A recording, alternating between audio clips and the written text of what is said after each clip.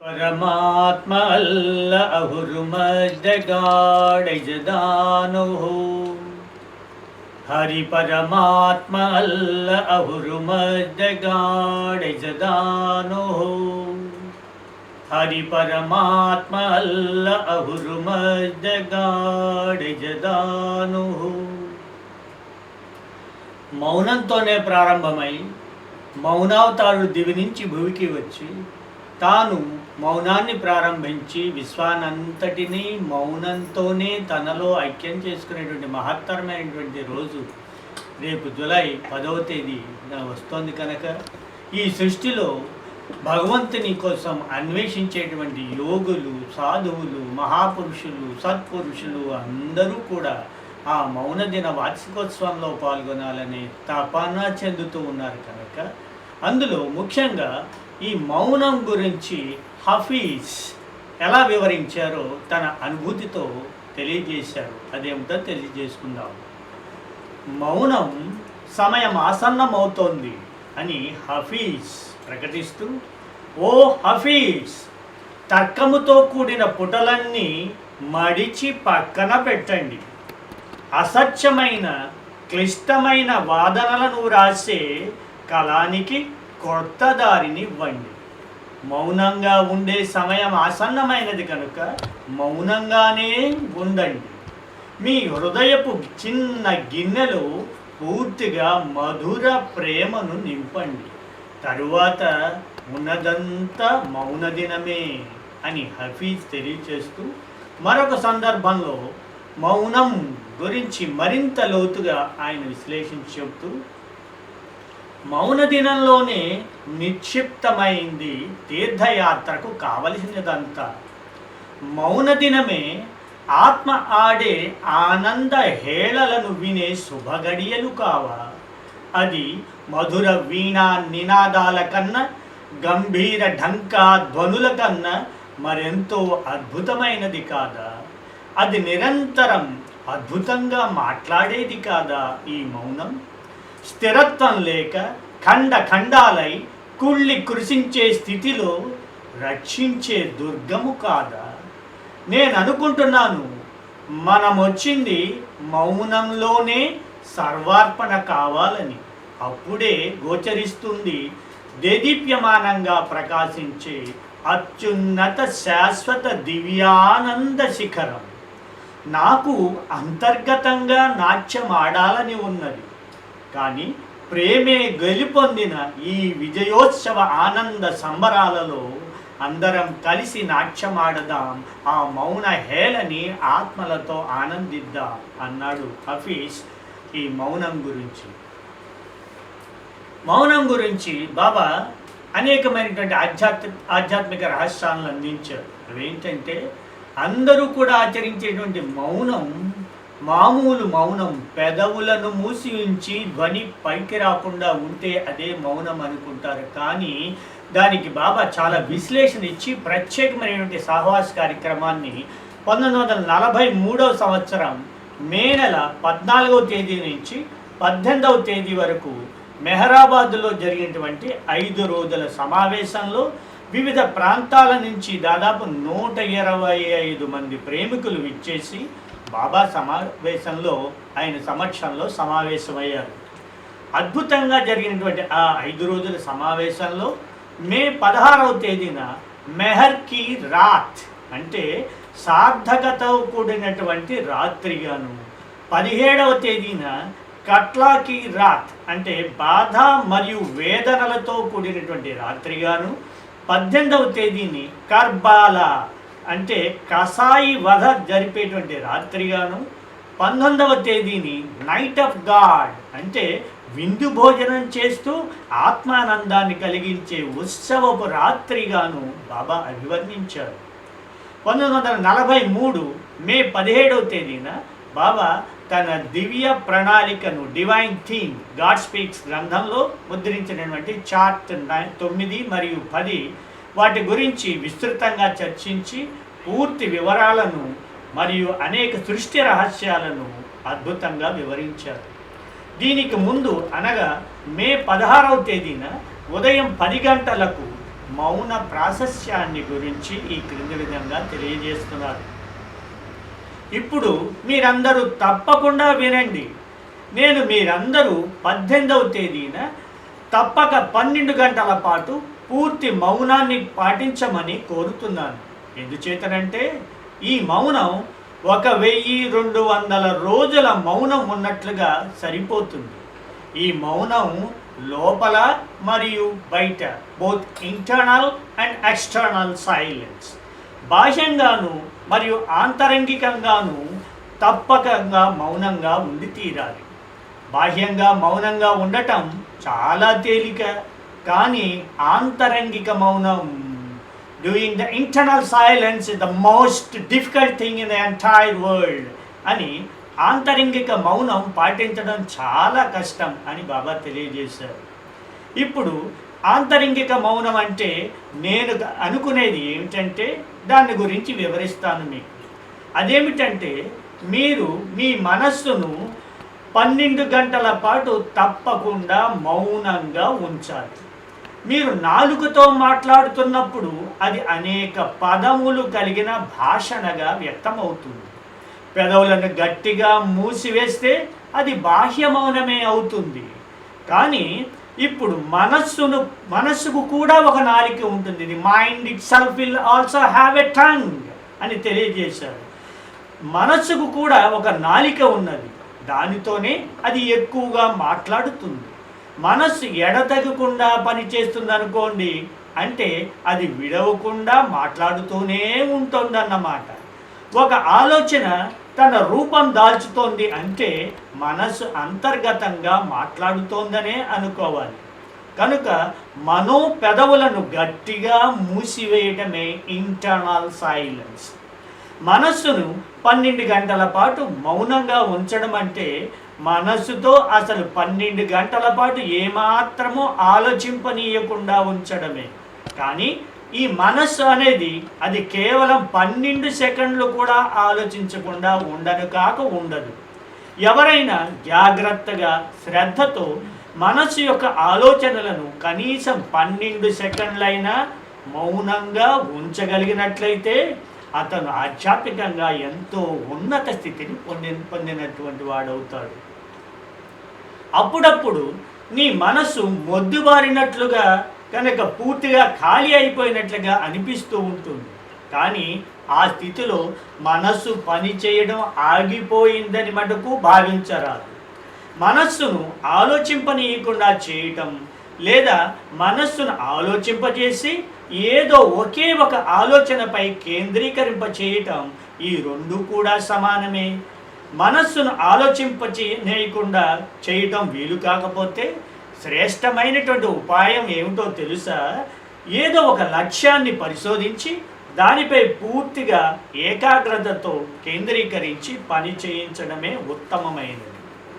మీ హృదయపు లోతుల్లోంచి గనక నిజంగా మీరు ప్రార్థించినట్లయితే నేను అనుకున్నట్లుగా ఈ ఘనమైన సమావేశంలోనే మీకు ఆ ఉన్నతమైనటువంటి అనుభవాన్ని, దానితో పాటు భవిష్యత్తులో నా కోసం పని చేయడం కోసం కావలసిన జ్ఞానాన్ని కూడా లభించేలా చేస్తాను నేను. కనుక రేపు మరల 18వ తేదీన నేను చెప్పినట్లుగా ఆచరించండి అని తెలియజేశారు. ఉదయం 7 గంటల నుంచి సాయంత్రం 7 గంటల వరకు బాహ్యపు మౌనాన్ని పాటించండి, ఎక్స్టర్నల్ సైలెన్స్ని పాటించండి. ప్రతి ఒక్కరూ మరొకరి నుంచి 6 నుంచి 7 అడుగుల దూరంలో ఉండే విధంగా కూర్చోండి. మరే విధమైన ఇతర ఆలోచనలను మనస్సులోకి రానియకుండా కేవలం నేను ఈరోజు రాత్రి వివరించబోయే చిత్రములతో కూడినటువంటి పటమును గురించి మాత్రమే ఆలోచించండి. ఆలోచనలను పారద్రోలడం అంటే విందు విలాసాలతో కాలక్షేపం చేయటం కానీ లేక అనవసర విషయాలను ఉత్తేజపరచడం కానీ చేయకూడదు.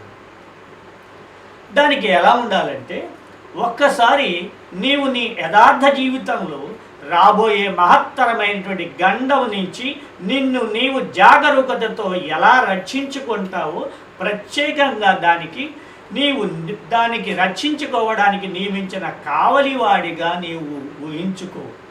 ఈ రకమైన కావలివాడు లేక రక్షకుడు అంటే ఊహకందని విధంగా హఠాత్తుగా పైబడి నిన్ను చంపడానికే నిశ్చయించుకున్నటువంటి ప్రాణాంతకమైనటువంటి శత్రువుల బారి నుంచి నిన్ను నీవు ఎలా రక్షించుకుంటావో అదే ఆ విధంగా కావలివాడిగా ఉండాలి. అటువంటి సమయంలో కూడా నీ మనస్సులో నేను ఈరోజు రాత్రి చెప్పబోయే విషయాలను మరల స్మరించండి. ఇటువంటి సమయంలో మిగతా ఆలోచనలు, ఉదాహరణకు శత్రువుల గురించి మధ్యలో కనుక గుర్తుకు వచ్చినట్లయితే అవి నిన్ను కావాలనే మధ్యలో నిరోధిస్తాయి. కనుక చాలా జాగరూకతతో నీవు రక్షకుడిగా ఉండి వాటిని వెంటనే బయటకు వెళ్ళగొట్టాలి. ఈ 12 గంటలలో జరిగేది సాధారణంగా జరుపుకునే ధ్యానము మాత్రము కాదు. ఇటువంటి పరిస్థితులలో నీవు ఎంత మెలకువగా జాగ్రత్తగా ఉండాలో ఊహించుకో.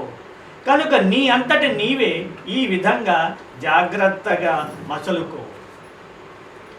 18వ తేదీన బాహ్య మౌనం ఉదయం 7 గంటల నుంచి 8:30 గంటల వరకు కొనసాగుతుంది. ఆ తర్వాత ఉదయం 8:30 గంటల నుంచి మధ్యాహ్నం 11:30 గంటల వరకు జరగబోయే ఆంతరంగిక మౌనం చాలా కష్టమైనది. దానిని మరల సాయంత్రం 3 గంటల నుంచి 6 గంటల వరకు కొనసాగిస్తారు. మరి ఈ ఆంతరంగిక మౌనాన్ని జరిపేటప్పుడు కావాలనుకుంటే మీరు మెహరాబాద్ కొండపైకి వెళ్ళి ఏకాంతంగా కూర్చోవడానికి ఒక చక్కటి ప్రదేశాన్ని ఎంచుకొని కూర్చోండి. ఇది మీకోసం కానీ యోగులు సాధారణంగా జరిపేటువంటి ఆంతరంగిక మౌనం కాదు. నా పని కోసం మీరు మౌనం ఉంటున్నారు. ఈ రోజున మీరు నిత్యకాల కృత్యాలను వాటి కోసం కొద్దిగా అటు ఇటు కదలవచ్చు, కానీ తిరిగి మరిలా అదే ప్రదేశంలో కేంద్రీకృతమైనటువంటి ఏకాగ్రతతో కొనసాగించండి. బాహ్య మౌనాన్ని జరిపేటప్పుడు నీవు విడిగా వెళ్ళి కూర్చోవలసినటువంటి అవసరం లేదు. కానీ ముఖ్యంగా ఆంతరంగిక మౌనాన్ని జరిపేటప్పుడు ఏకాంతవాసం ప్రత్యేకంగా ఎంతో ఆవశ్యకం. Internal silence needs the separation between others. ఆ కారణంగా ఎల్లుండి 18వ తేదీన కర్బాల కసాయి వధ జరిగేటువంటి రోజున బాధ అనేది చాలా ఉత్కృష్ట స్థితికి చేరుతూ పరీక్ష చాలా కఠినంగా ఉంటుంది. కంటికి కనబడే ప్రపంచపు ఉనికి అంతా కూడా ఉన్నదంతా కేవలం నీ మనస్సు వలన మాత్రమే జరుగుతుంది. నీ మనసు పనిచేస్తోంది కనుకే ప్రపంచమంతా జీవిస్తోంది. ఒక్కసారి కనుక మనస్సు ఆగిపోతే భౌతిక ప్రపంచం కూడా ఆగిపోతుంది. కనుక మీరు 18వ తేదీన ఈ రెండిటికి మధ్య జరిగే యుద్ధంలో గెలవాలి. మరల ఇటువంటి అవకాశం రానే రాదు. మీలో ఎవరెవరు దీనిని పరిశీలించటకు సంసిద్ధంగా ఉన్నారో చూడాలి.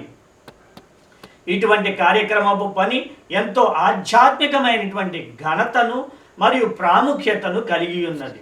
ఈ ఒక్కరోజు పనిని హృదయపు లోతుల్లోంచి మనఃపూర్వకంగా కనుక పాటించినట్లయితే అది ఒక సాధువు దాదాపు 50 సంవత్సరాల పాటు జరిపే తపస్సు మరియు నియమ నిష్టలతో ఉపవాసంతో జరిపే ప్రాయశ్చిత్తం కన్నా దానితో సమానమవుతుంది. ఎందుచేతనంటే ఈ యుగపు అవతార పురుషుడు స్వయంగా తాను పాల్గొంటూ విశ్వం కోసం తన ఆధ్యాత్మిక కార్యక్రమంలో మీ అందరకు పాల్గొనే ఒక మహత్తరమైనటువంటి అవకాశం ఈ యుగంలో మనకందరికీ అందించారు. మీరందరూ ఉన్నత స్థితిని పొందుటకు ఆయన జరిపే సర్వోన్నతమైనటువంటి విశ్వవ్యాప్తమైనటువంటి కార్యక్రమం ఇది మహామౌనం.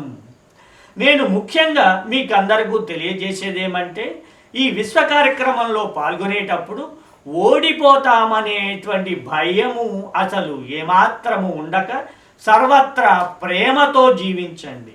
మీరు జ్ఞానముతోనూ ఎరుకతో కనుక చేసినట్లయితే అసలు ఓడిపోవటం అనేదే ఉండదు. ఎందుచేతనంటే ఆ పనిని మీ చేత చేయించేవాడని నేను. అంతేకాక నా అంతట నేనుగా మీ పూర్తి బాధ్యతను స్వీకరిస్తాను. నేను మీ బాధ్యతను స్వీకరిస్తాను. మీకు కలగబోయే ఫలితాన్ని గురించి మీరు ఏమాత్రమూ ఆశించవద్దు. అలా కాక మీ అంతట మీరుగా సొంతంగా ఫలితాన్ని ఆశిస్తూ కనుక ఈ పనిని చేయాలనుకుంటే కనుక ఇదంతా అత్యంత శ్రమతో కూడినది అవుతుంది. కనుక చాలా జాగరూకతతో ఉండండి. మీ అందరి మనస్సుల్లోనూ ప్రబలంగా గుర్తుంచుకోవలసినది ఏమిటంటే, నేను బాబా కోసం మౌనాన్ని పాటించాలి తప్ప నా వ్యక్తిగతమైనటువంటి పురోగతి కోసం మాత్రం కానే కాదు అని అందరూ గుర్తుంచుకోవలసినటువంటిది. ఆ తర్వాత రోజు 1943 మే 17వ తేదీ దివ్య ప్రణాళిక డివైన్ ప్లాన్ గాడ్ స్పీక్స్ గ్రంథంలో ప్రచురించినటువంటి చార్ట్ 9 మరియు 10 వాటిని గురించి వివరించి ఈ దివ్య ప్రణాళికనే ధ్యానిస్తూ డివైన్ ప్లాన్ని మౌన దినం రోజున అందరూ కూడా తప్పక ధ్యానిస్తూ ఆంతరంగిక మౌనాన్ని 18వ తేదీన పూర్తిగా బాబా కోసం బాబా కార్యక్రమంలో పాల్గొంటున్నామనేటువంటి ఏకాగ్రతతో కనుక జరిపించి తీరవలసినటువంటి రోజు. 19వ తేదీన అందరూ కూడా ఆత్మానందాన్ని కలిగించే విందు భోజనాన్ని చేస్తూ అసలైన ఉత్సవపు వేడుకను పండుగను బాబా సమక్షంలో జరుపుకుంటూ మెహరాబాద్ నుంచి తిరిగి తమ స్వస్థలాలకి ప్రయాణం అయ్యేటువంటి రోజు ఆ రోజు. కనుక రాబోయే జూలై 10వ తేదీన మౌన దినం మహామౌనంలో పాల్గొనేటువంటి మహత్తరమైన అవకాశం కనుక బాహ్య మౌనం ఎలా ఉండాలో మరియు ఆంతరంగిక మౌనపు విశిష్టతను తెలియజేశారు. కనుక బాబా మనకందరికీ ఈ విధంగా బాబాని తనంత తాను మన పూర్తి బాధ్యతను స్వీకరిస్తాననే వాగ్దానాన్ని చేశారు. కనుక ఈ విధమైనటువంటి జ్ఞానంతో మరింత ఎక్కువ మంది బాబా ప్రేమికులు కేవలం బాహ్య మౌనాన్ని పాటించడమే కాకుండా పూర్తి ఏకాగ్రతతో ఆంతరంగిక మౌనాన్ని ఇంటర్నల్ సైలెన్స్ని కూడా పాటించి నిరంతరము కూడా ఆ డివైన్ ప్లాన్ దైవీ ప్రణాళికని స్మరిస్తూ బాబా విశ్వ కార్యక్రమంలో భాగస్వాములు కాగలరని భావిస్తున్నాను. మౌన దినపు శుభాకాంక్షలతో అందరికీ అవతార్ మెహర్ బాబా కీ జై, అవతార్ మెహర్ బాబా కీ జై, అవతార్ మెహర్ బాబా కీ జై.